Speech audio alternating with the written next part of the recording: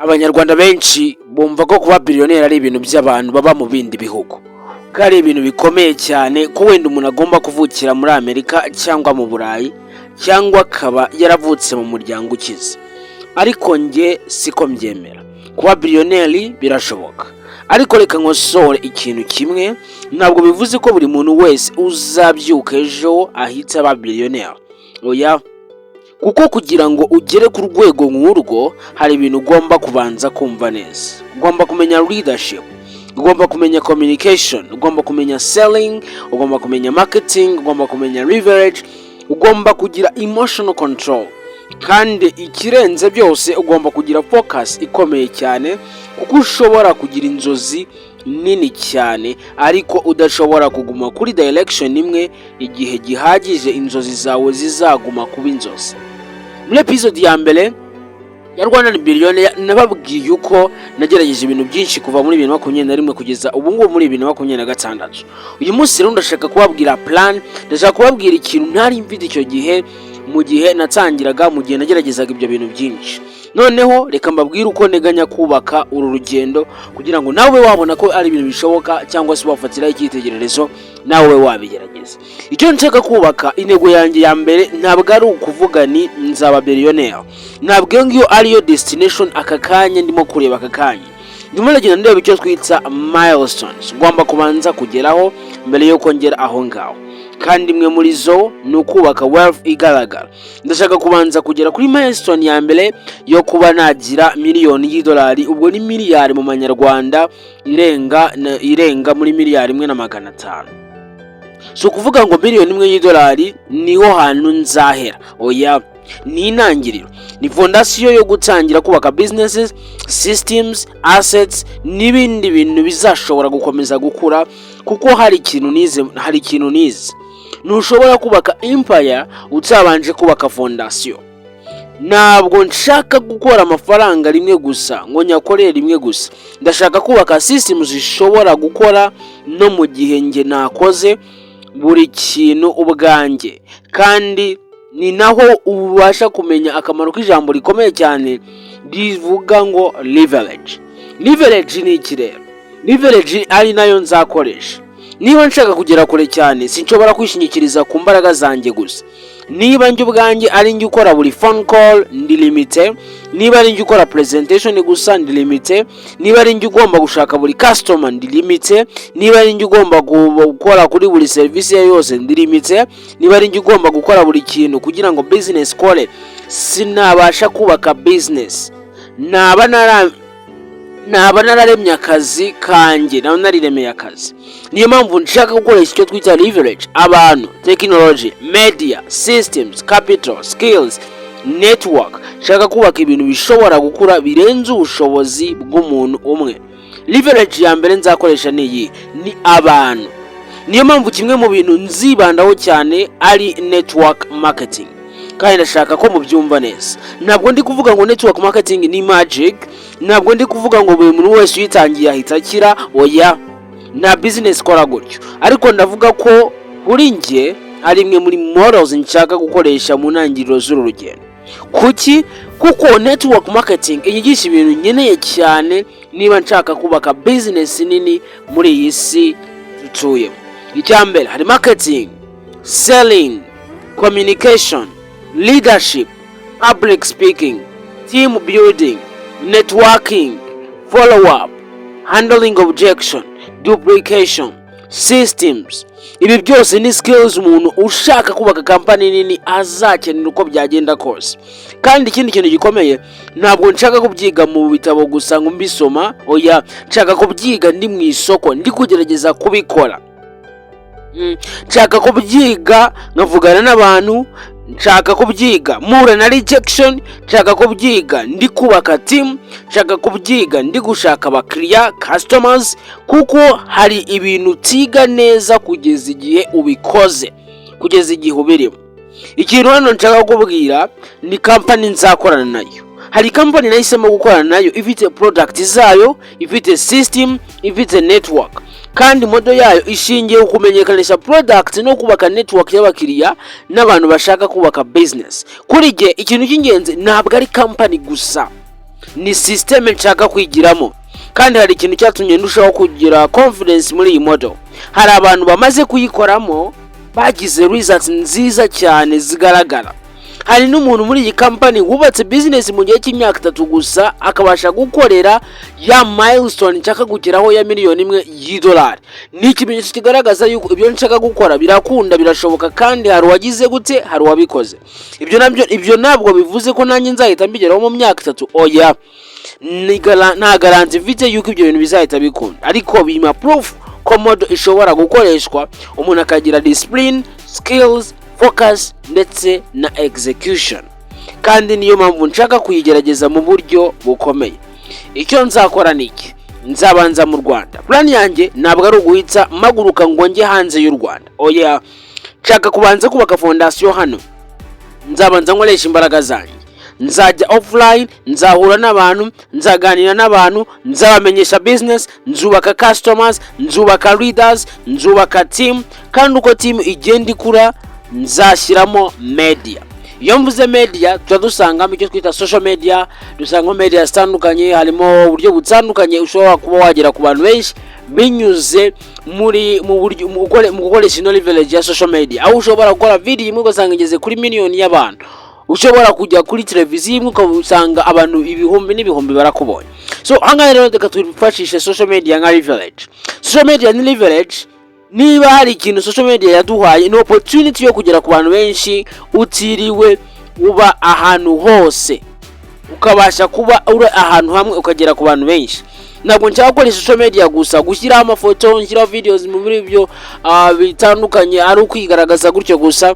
Ndashaka kuyikoresha nk'igikoresho cya business, content, education, storytelling, marketing, personal branding, lead generation ndetse na community building.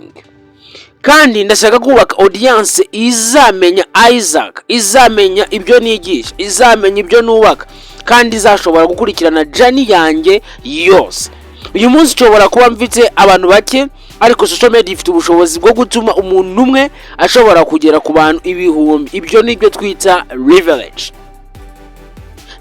Nizaguma mu Rwanda gusa business yanjye. Iyo fondation ngiye kubaka imaze gukomera hano mu Rwanda, nshaka gutangira kwagura mu bindi bihugu bya Afrika, hanyuma no hanze ya Afrika. Nshaka kubaka team mpuzamahanga, kandi hari skill mfite nshobora gukoresha muri ibyo. Ni English, nshobora kumva English, nshobora kuyivuga, nshobora kwagura mu bihugu bitandukanye bikoresha English. Ntabwo ibyo gusa ko byize muri network, gukora n'abandi bantu bafite izindi ndimi zitandukanye. Nzakora n'abantu bazi gukoresha France, nzakora n'abantu bazi gukoresha Swahili. Tuzagira mu bihugu byinshi bitandukanye twagura business. Nshobora kuvugana n'abantu benshi mu bihugu bitandukanye, nshobora gukora coaching online, nshobora gukora training online, nshobora gukoresha social media, nshobora gukora meetings online, nshobora gukora presentations online. Ibi bituma business itagomba kuguma ahantu hamwe gusa. Nshaka ko umunsi umwe umuntu uri mu Rwanda, umuntu uri muri Kenya, Uganda, Tanzania, Ghana, Nigeria cyangwa se ahandi ashobora kuba muri system imwe turi kubaka, akaba ari muri business turi kubaka, akaba ari muri team turi kubaka. Ikindi nshaka kuvuga ni traveling muri business. Kandi uko business izagenda ikura, nzajya ngenda, ntabwo ari ugutembera gusa. Nzajya mu bihugu bitandukanye kubaka, guhura n'abantu, gutoza leaders, gukora events, kubaka relationships, kureba market nshyashya no kwagura network. Nshaka ko business yanjye iba business ishobora gukura niyo njye naba nagiye ahandi igakomeza kuba yakura. Kandi social media izajya ikomeza gukora niyo n'abandi mu kindi gihugu. Niyo mpamvu leverage ari ngombwa cyane mu gihe cyari cyose utekereza kubaka ibintu binini, utekereza kubaka business nini. Niba nshaka kuba billionaire, sinshobora gukora business yanjye gusa. Hari ikindi kintu gikomeye nizi. Niba business yose shingiye kuri jye, business ntabwo iba nini bihagije. Niyo mpamvu nyuma yo kubaka network no kwiga neza systems, nshaka gutangira icyo twita coaching. Nshaka gufasha entrepreneurs, nshaka gufasha abantu kubaka businesses, nshaka kuba nakwigisha abantu marketing, nshaka kubigisha selling, nshaka kubigisha communication, nshaka kubigisha leadership, nshaka kubigisha personal branding, nshaka kubigisha systems na lessons nakuye mu rugendo rwanjye, uko nagiye ngenda, uko nagiye nkora. Ibyo byose bagomba kuba bamenya kugira ngo habashe kuba icyo twita duplication. Ariko ntabwo nzahagararira aho ngaho. ikindi ndashaka no gukora icyo twita gukoresha technology, kubaka technology. Muri idea mfite ndi gutekerezaho kandi ndimo kuyiga neza ni software cyangwa se platform nshaka kuzubaka ifasha aba entrepreneurs. Ntabwo nshaka kubabwira byinshi muri no episode kuko ndacyanoza neza concept n'uyu mushinga. Ndakiga uko yakora neza, ndacyareba ikibazo nyacyo izakemura. Hari ibibazo bitandukanye nagiye mbona, ariko ndacyagerageza kwiga neza no gusobanukirwa uburyo igiye gukemura ibi bibazo. Ndakiga technology n'izindi systems zizakenerwa, ariko vision irahari. Nshaka kubaka hub ari ahantu entrepreneurs bashobora kubona tools, knowledge, training, resources, networking ndetse na support n'ibindi bintu bizabafasha mu kubaka business. Iyi ni project ndimo gutekerezaho cyane, kandi uko nzagenda nyinoza nzagenda mbasangiza byinshi kuko nshaka kubaka ibintu bifite value. Kandi sinzaguma kuri business imwe, hari ikintu nshaka ko mwumva. Ntabwo intego ari ugushingira ubuzima bwanjye kuri business imwe gusa. Ndashaka kubaka hanyuma nkagura, icyo twita diversification. Businesses zitandukanye, technology, education, investment, systems n'ibindi bintu bitandukanye, ariko ntabwo nshaka kubyihutira kuko hari mistake nakoze nashaka kongera gukora, na mistake nakoze mbere no gushaka gukora byinshi icyarimwe. Ubu nzi ko ngomba kubanza kubaka foundation imwe ikomeye, hanyuma nkayikoraho leverage, hanyuma nkagura. So kwibaza uti kuki nahereye kuri network marketing, kuki ariyo business nahisemo mu kuba natangira.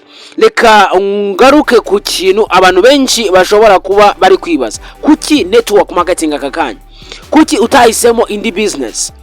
Kuri njye impamvu ni nyinshi. Iya mbere, na experience nyinshi isaba mu ntangiriro mu gihe cyose utangiye network marketing. Niba ushaka kwiga business ntabwo ugomba kubanza kuba expert. Oya, utangira ukiga, uko ugenda ukora ni kugenda uba better. Ya kabiri, igutoza marketing, wiga uko wavugana n'abantu, wiga uko wabona customer, wiga uko wamamaza, wiga uko wakora content, wiga uko wacunga audience yawe ufite, ugatangira gutuma hari ibyo wayiha ikabasha kubyumva, ibyo bigatuma ushobora kubaka business yawe. Impamvu ya gatatu, igutoza selling, wiga kugurisha. Niba ushaka kubaka business nini ugomba kumenya kugurisha uko byagenda kose. Kugurisha ntabwo ari uguhatira umuntu kugura, ni ukumva ikibazo afite, ukamenya niba ibyo ufite bishobora kumufasha, ugamushyikiriza value cyangwa se ugatuma abona agaciro mu byo uri kugurisha. Impamvu ya kane nahisemo network marketing ni iyi ngiyi, igutoza leadership. Iyo utangiye kubaka team ntabwo uba ngubaka wowe wenyine, ugomba kwiga kuyobora abandi, kuba coach, kuba example, gufasha abantu gukura. Impamvu ya gatanu, igutoza communication, kuvugana n'umuntu umwe, kuvugira imbere y'abantu, gukora presentation, gukora video ndetse no gukora ibindi byinshi bitandukanye. Nyuma yo gukora video utangira kugenda usobanukirwa no kuba uri imbere y'abantu, ugatangira kugira confidence, ugatangira kumenya uburyo ushobora kuvuga udategwa, ukabasha gusobanukirwa uburyo ushobora kuba imbere y'abantu. Gukora training, ibi byose ni skills. Iya gatandatu, igutoza duplications ndetse na systems. Niba wowe ari wowe wenyine ushoboye gukora business nizaguka cyane. Ugomba gukora system abandi bantu bashobora kwiga. Umuntu umwe akiga agatoza undi, undi agatoza undi, nuko business gatangira gukura. Ibyo ni duplication, kandi ibyo ni ibintu nkeneye cyane mu rugendo rwanjye. Ikindi kintu nkeneye nicyo twita rejection. Rejection ni ikintu umuntu wese ugomba kubaka business aba agomba kuba asobanukiwe, ndetse akagomba no kuba atagitinya kuba yayibona. Ariko reka tuvuge ku kintu abantu benshi batinya, nicyo twita rejection. Abantu benshi batinya gutangira network marketing kubera ko batinya ko abantu bazavuga oya, ngese abantu nzabakura he, abantu barahara, ahubwo no kuvuga ngo ikibazo gihari ni iki, bazaguhakanira. Icyo nicyo kintu cyonyine uba uri gutinya, ufite mu ubwoba. Rero ntabwo abantu batinya business, ahubwo batinya kenshi icyo twita rejection. Sinshaka, nagashaka umuntu ubwira ngo sinshaka, simbyemeye, reka, sinshaka business. Kandi rwose abantu nk'abo ndabumva, abantu bafite ubwo bwoba. Rejection ntabwo iryohera, irababaza, iraryana, ukumva. Ariko niba ushaka kuba entrepreneur, umuntu ushaka kubaka business, ugushaka kwagura business, ukabasha kubaka ibintu binini, ugomba kugira umubano mushya na rejection, ukayikunda, ntukayibone nk'ikibazo. Wige kuyakira, wige kuyikuramo lesson, wige kuyikuramo isomo. Wenda ashobora kurejectinga kuko udashoboye gusobanukirwa neza n'ibyo uri kuvuga kugira ngo mubashe kumufasha abibonemo agaciro. Ugomba kwiga presentation, ugomba kwiga kugaragariza abantu ibyo ucuruza, kubibonamo agaciro. Urumva? Kuko abantu benshi batsinzwe atari uko batari bafite opportunity, nuko batari bafite amahirwe yo kuyisobanura. Batsinzwe kuko rejection yabahagaritse, bakumva yuko birangiriye aho ngaho, kuko umuntu umwe yabyanze ariko bigenda. Rejection turazibona umunsi ku munsi, muri marriages ziraboneka, yaba muri relationships rejection ziba zihari, ahantu hose, hafi ya hose rejection ziba zihari. Rero iyo bigeze muri business, ugomba kumva yuko naho igomba kuba ihari. Rejection si ibya network marketing gusa. Abantu benshi batsinze mu mateka bahuye na rejection. Benshi barananiwe, baratsinzwe, baranirwa, benshi barabyanze, benshi barashidikanywagaho, benshi banze ideas zabo, bamwe banze business zabo, bamwe banze product zabo, bamwe banze investment zabo. Ariko umuntu ushaka kubaka ikintu kinini agomba kugira ubushobozi bwo kuvuga ati oya, okay, reka nongere ngerageze, oya, reka nige none, oya, reka mpindure uburyo, oya, reka nongere, kugeza igihe bigiye gukora. Bya bintu wabonaga ko byanze bigakora, bigatangira gutanga resulta, babandi babisuzuguraga bakabona ko bya bintu uri gukora bibasha kuba byakora. Ikindi kintu ugomba kugira muri business cyangwa se mu gihe cyose ushaka kuba billionaire cyangwa ushaka kubaka ibintu binini, nicyo twita emotional control.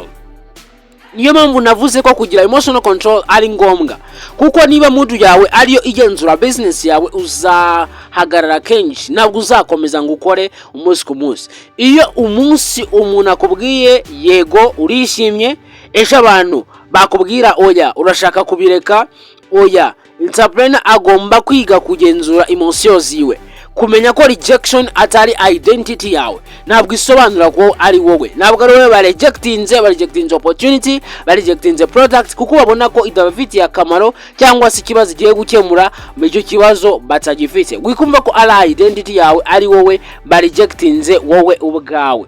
Ikindi kintu cyangwa kubwira ahangaha ni ukumenya ko failure atari identity yawe. Umunsi mubi ntabwo ari ubuzima bwawe bwose, kandi resulta mbi ntabwo isobanura ko uri loser, uri umuhombyi. Ni data, ni feedback, ni isomo uba ugomba kuba wakwiga. Ikindi cyakubwira nicyo twita focus. Focus ni ikindi kintu nshaka ni focus. Niba nzakora ibi byose icyarimwe, nzongera nkora ikosa nk'iryo nakoze mbere. Niyo mpamvu plan yanjye ari one main direction: network marketing, leadership, content, systems, team. Kandi uko system izaba ikomeye, nzakomeza kuyagura. Ntabwo nshaka kwiruka kuri buri opportunity, ndashaka kubaka imwe ikomeye, hanyuma nkoresha icyo twita leverage. Kuba billionaire bisaba character nshyashya. Hari ikintu nize, ntushobora kuba umuntu ushaka kuba $1 billion level wealth ukomeze kugira character y'umuntu udafite gahunda. Ugomba guhinduka, ugomba kugira discipline, ugomba kugira patience, ugomba kuba umuntu ushobora kwihanganira rejection, ugomba kuba umuntu ushobora gukora igihe abandi badakora, ugomba kwiga, ugomba kuyobora, ugomba kumenya kuvugana n'abantu, ugomba kumenya kugurisha, ugomba kumenya marketing, ugomba kumenya systems, ugomba kumenya scaling, ugomba kumenya leverage. Kandi ikindi kiyongereyeho, ugomba kuba ready gukora igihe kirekire, ntakari ibintu by'igihe gito. Hari icyo twita compounding, cyo kigomba kugenda kiza.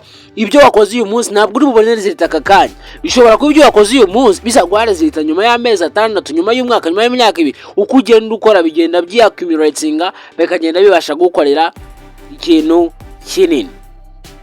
Billionaire ntabwo ari amafaranga gusa, ni character.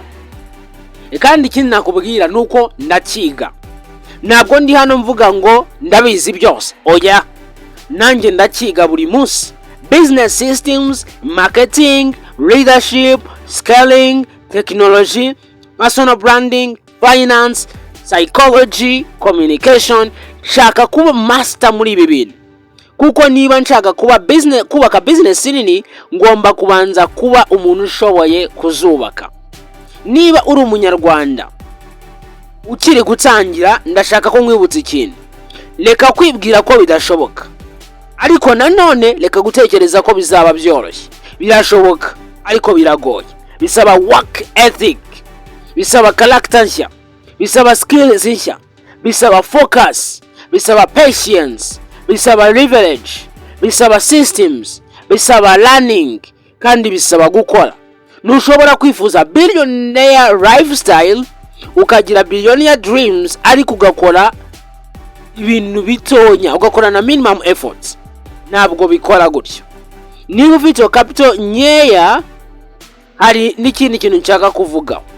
Abantu benshi baravuga bati nshaka gutangira business ariko nta capital mfite, kandi ndabyumva. Hari business zisaba capital nini cyane pe, ndazizi.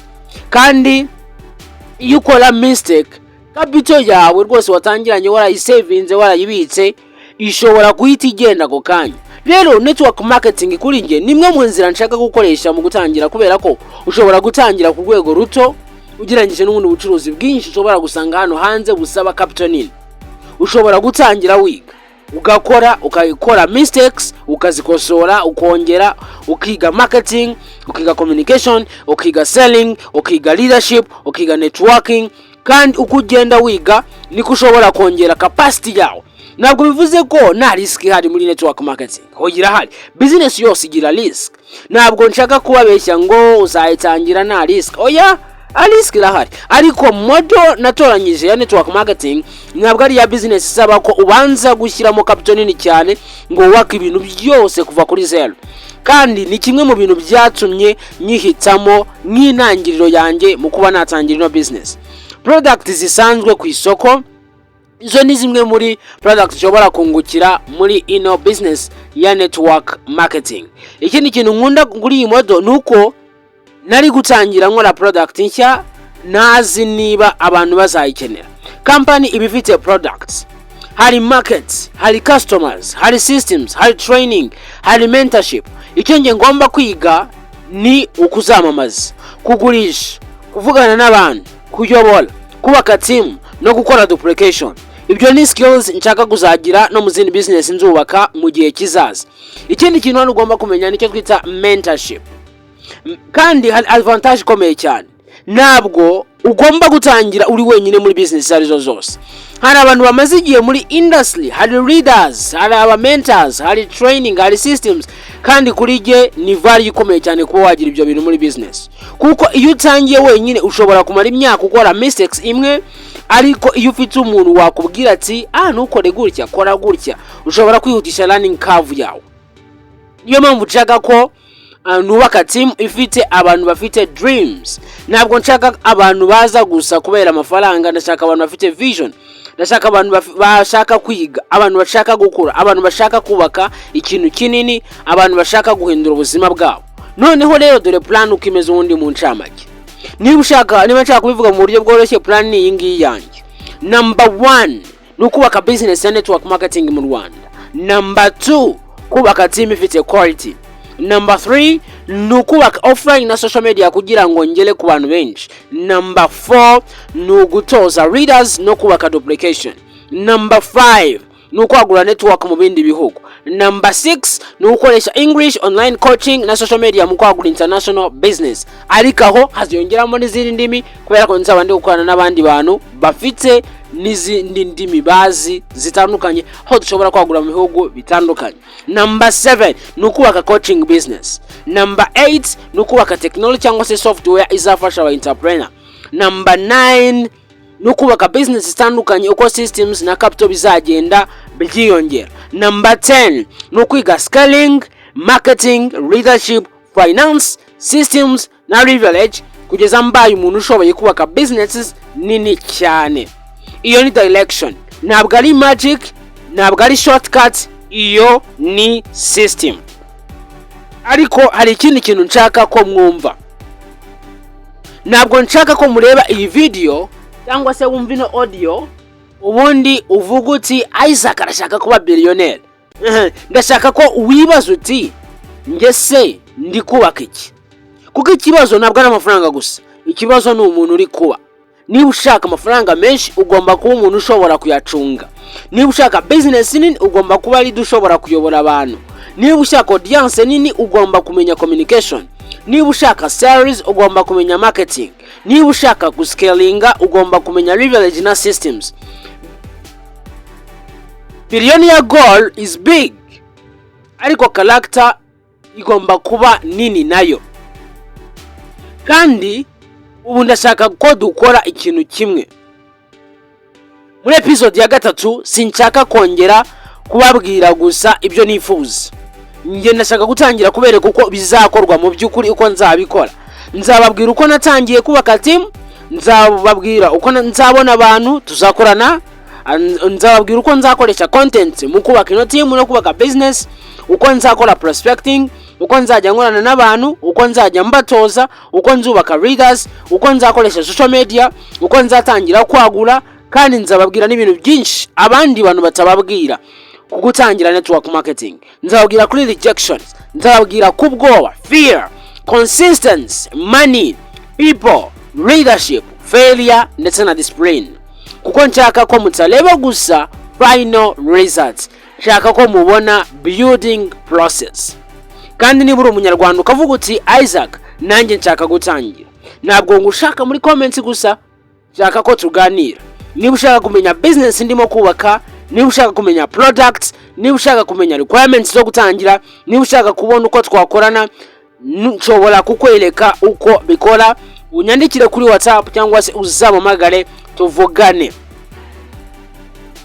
Niba bishoboka tuzahure kuri office tuganire face to face, mwereka business, mwereka icyo bisaba, mwereka uko system ikora. Hanyuma niba ubona nawe ari ikintu ushobora kuba wakora, niba ari ikintu ushaka gutangira, ubundi dutangira. Nimero yanjye ni uguteranya 25079801098. Ikindi niyo waba uri hanze y'u Rwanda, ibi ni ibintu ushobora kuba wakora, kuko nkuko wabyumvise ni ibintu biri applicable.